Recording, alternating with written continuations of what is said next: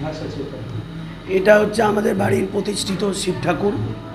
ইনি এইখান থেকেই প্রকট হয়েছে, এখান থেকে ইনি আবির্ভাব হয়েছে, এই মাটির নিচ থেকে উনি উঠেছেন।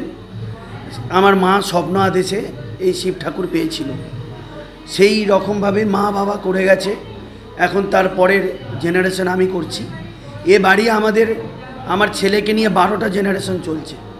আমাদের বাড়ির ইতিহাস হচ্ছে, এ বাড়িতে প্রচুর আগে সাপ বেরোতো, যখন পুরনো বাড়ি ছিল, ঠাকুর যখন ওঠেনি, তো তখন এই সাপ যখন বেরোতো তখন আমার বাবা বা বাবার যে মামাবাবু ছিল তার কথা বললেই নয়, তিনি অনেক চেষ্টা করেছিলেন এই সাপ কিভাবে বন্ধ হয়ে আসা। তার জন্য কার্বলিক অ্যাসিড আনা হয়েছিল, আমাদেরকে অন্যত্র শিফট করে দেওয়া হয়েছিল। তারপরে স্প্রে যেদিন করবে সেদিনকে কোনো কার্বলিক অ্যাসিড আর ড্রামে ছিল না। তারপরে আমার মাকে স্বপ্ন আদেশ দেয় যে আমি এখানে আছি, আমি এখান থেকে আমাকে তুই তোল।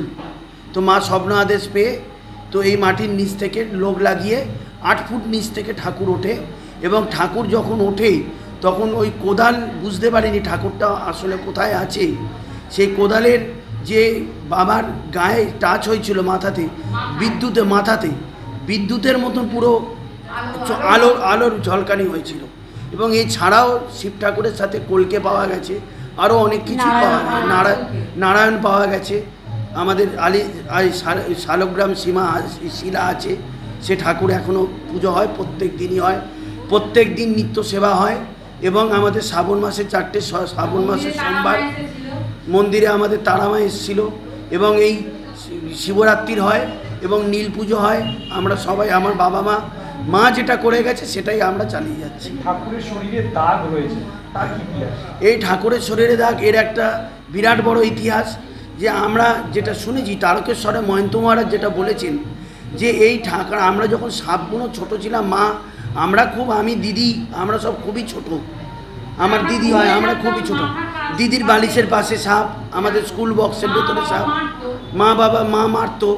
সেই থেকে মহন্ত মহারাজ বলে যে ঠাকুরের যে গায়ে দাগ আছে, গর্ত আছে, দাগ মানে গর্ত, এই যে সাপগুলোকে আমরা মারতাম সেই ঠাকুরের গায়ে ওই গর্তগুলো এখনও সেই ঠাকুরের গায়ে আছে।